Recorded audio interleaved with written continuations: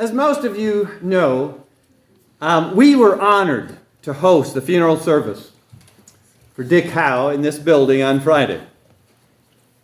And I want to thank so many of you for comforting and supporting this family, some with flowers, cards, the attendance of many of you at the funeral and or visitation, and the incredible meal, bereavement meal we had. It wasn't really a bereavement meal because everybody was just so joyous and the food was great.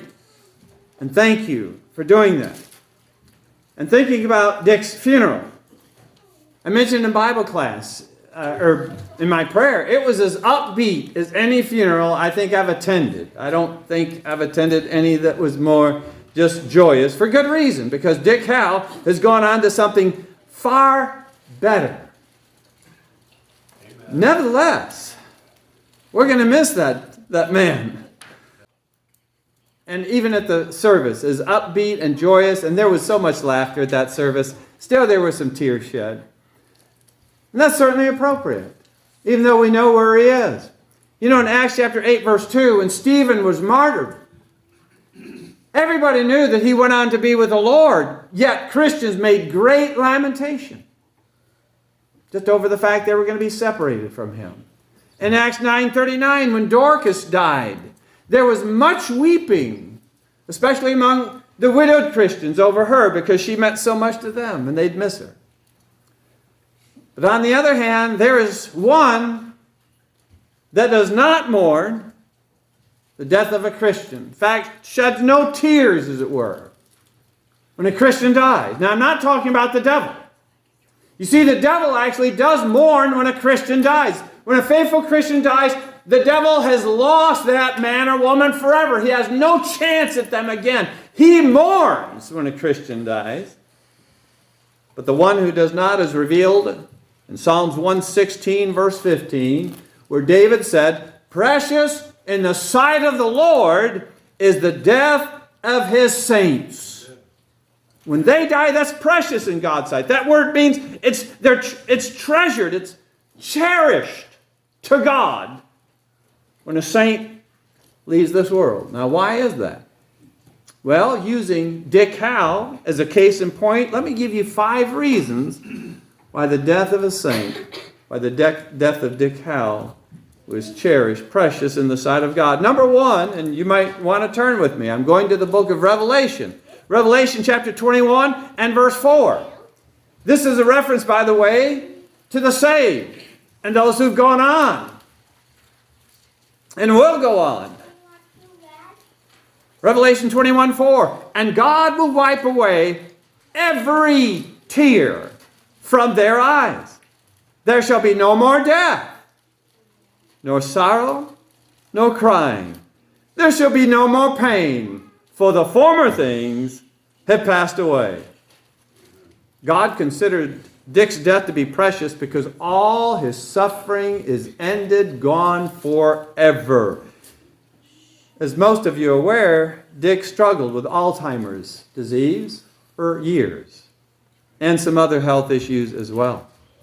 But the moment God took his soul, all that suffering is ended and will never again be repeated.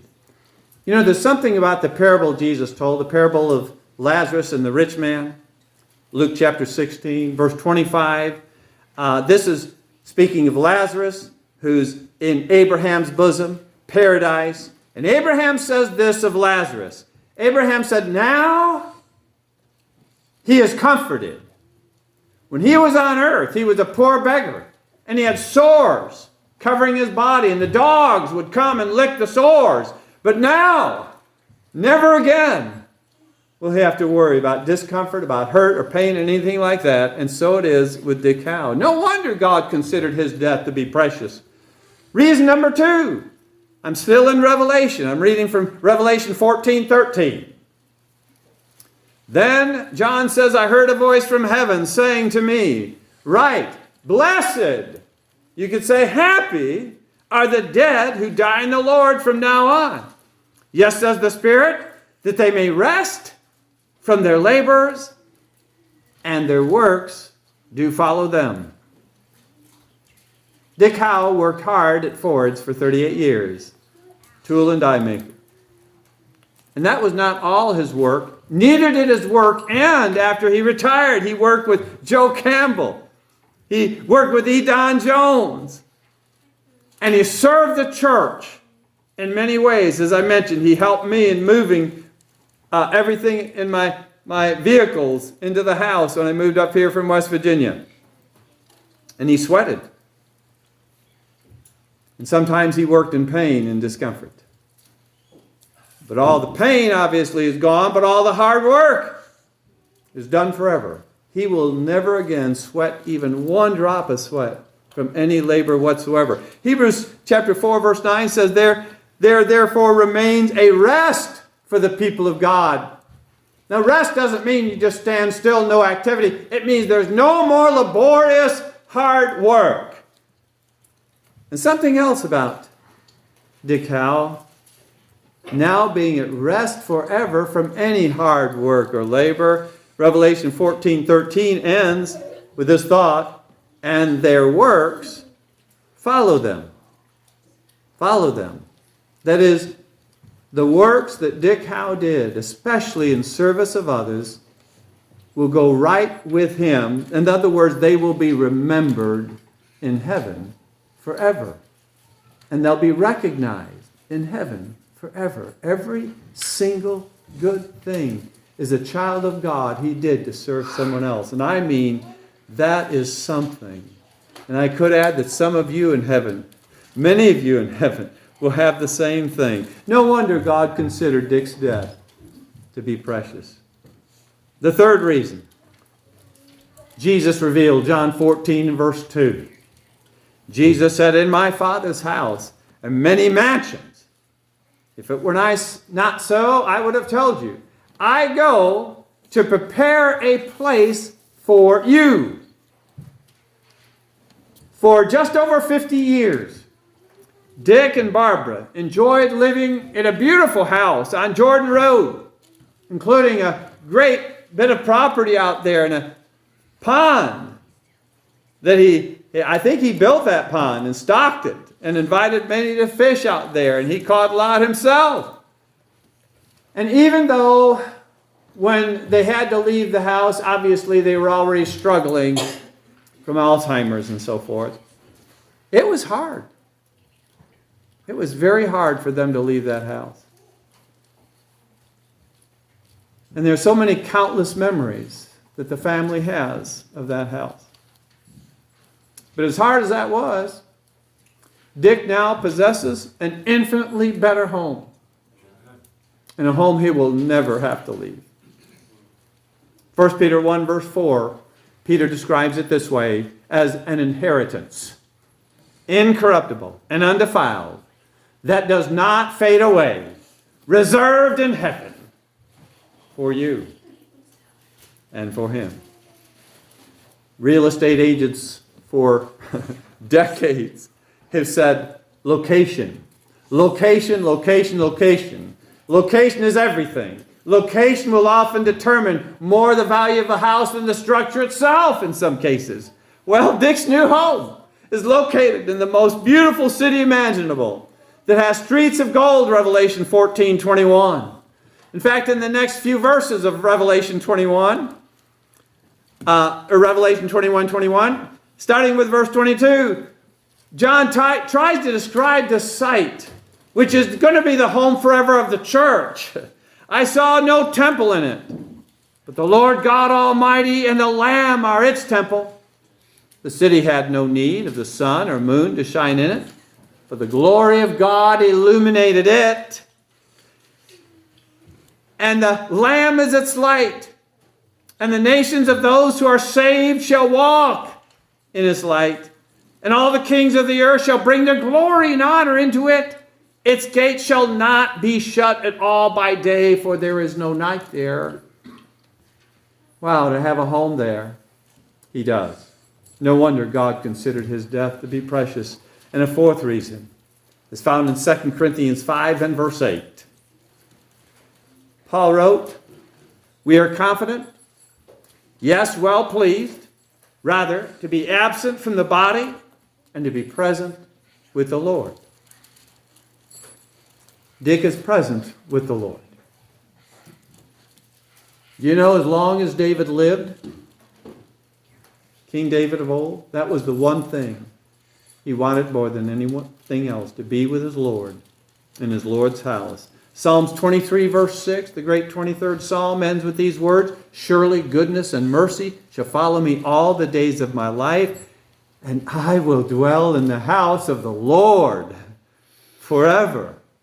Psalms 27 verse 4, he says, "One thing I have desired of the Lord, that I will seek, that I may dwell in the house of the Lord all the days of my life." Paul, in 1 Thessalonians 4:17, says, "Thus, after this life, we shall always be with the Lord." And to the Philippian church in Philippians 1:23, he says, being with the Lord, being with Christ is far better than anything here on earth. No wonder God considered Dick Howe's passing a precious, precious thing. And lastly, Dick's death was precious to God because of the implication, one of the implications, found in 1 Thessalonians 4:13 and 14. I read, Paul said, "But I do not want you to be ignorant, brethren, concerning those who have fallen asleep." And he's talking to Christians about those who have died, faithful Christians. "Lest you sorrow as others who have no hope. For if we believe that Jesus died and rose again, even so God will bring with him those who sleep in Jesus." And then down in verse 17, speaking of those, he says, then we who are alive and remain shall be, this is the second coming, shall be caught up together with them in the clouds to meet the Lord in the air. And thus we shall always ever be with the Lord. Put it another way, when Jesus returns, there will be an amazing reunion that will take place in the clouds. And then in heaven forever. And when that day comes, I guarantee you, Dick Howe will be looking for Barbara. He will look her out until he finds her, and then his children, his sisters, his grandchildren, and so on, and he'll be looking for many of you. What a reunion. What a day that will be. And looking forward to that, no wonder God considered Dick's passing as precious. The story is told of an elderly woman who was diagnosed with terminal cancer. She was told by her oncologist, initially she was told she had 1 to 2 years to live, but the diagnosis changed for the worse. And he looked her in the eye and he said, "I regret to tell you, you have no more than 3 months, maybe 2. He had seen so many more patients he'd given similar news to that just broke down. Not her. She didn't get upset. He was shocked when she smiled and said, "Thank you, doctor." And he shook his head and he said, "I'm sorry, do you understand what I just told you?" And she said, "Oh, yes. But, doctor, do you understand that dying is what I've been living for? And for the saint, that is absolutely true. What did Paul say? For me to live is Christ, but to die is gain." Philippians 1:21. So it was with Dick. And so it will be for all the saints and all of you who are Christians and stay faithful to Jesus Christ. Oh, John was right as by inspiration he wrote Revelation 14:13, "Blessed are the dead who die in the Lord." Hebrews 9:27 tells us we have an appointment to keep, that is death.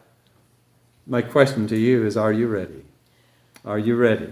Notice I didn't say, do you hope to be ready? No, are you ready now? You see, Many that hope to be ready will die before they are.